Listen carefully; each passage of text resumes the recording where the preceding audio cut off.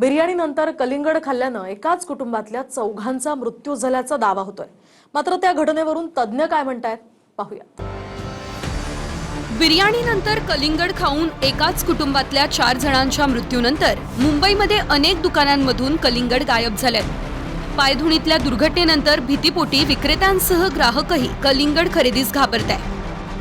पायधुनी परिसरामध्ये 2 दिवसापूर्वी एकाच कुटुंबातील 4 सदस्यांचा मृत्यू झाला होता। कलिंगड खाल्यानंतर विषबाधा झाली असा प्राथमिक अंदाज जो आहे तो लावला जातोय। त्यानंतर पायधुनी परिसरातील जे फळ मार्केट आहे या फळ मार्केटमधील कलिंगड गेल्या 2 दिवसांपासून विक्रीसाठी उपलब्ध नाही। दुसऱ्या दिवशी देखील या संपूर्ण मार्केटमधून कलिंगड जे आहे ते कलिंगड गायब असल्याचं आपल्याला पाहायला मिळते, कारण की अनेकांच्या मनात जे आहे ते शंका निर्माण झालेली आहे। दरम्यान चौघांचा मृत्यू नेमका कशामुळे झाला? विषबाधा बिर्याणीमुळे झाली की कलिंगडमधून, की मग चौघांच्या मृत्यूला इतर काही कारणं होती? याचा उलगडा अंतिम अहवालानंतर होणार आहे। मुंबईच्या पायधुनी भागात कादर कुटुंब राहत होतं। बिर्याणीनंतर दोघं पती पत्नी आणि त्यांच्या 2 मुलांनी कलिंगड खाल्लं। त्याच्या काही तासातच प्रकृती बिघडून चौघांचा मृत्यू झाला।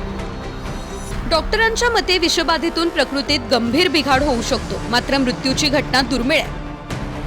आहार तज्ञांच्या मते बिर्याणी आणि कलिंगड एकत्रित किंवा नंतर काही काळानं खाल्ल्यास थेट मृत्यू शक्य नाही, कारण दोन्ही पदार्थ मासे आणि दूध यासारखे विरुद्ध पदार्थ नाही।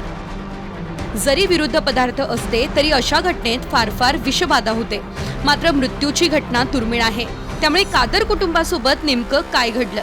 कलिंगड जीवघेणं ठरलं की बिर्याणी, की मृत्यूला इतर काही कारण जबाबदार ठरलं? याचं उत्तर रिपोर्ट आल्यानंतरच मिळणार आहे। Bureau report, TV9 Marathi.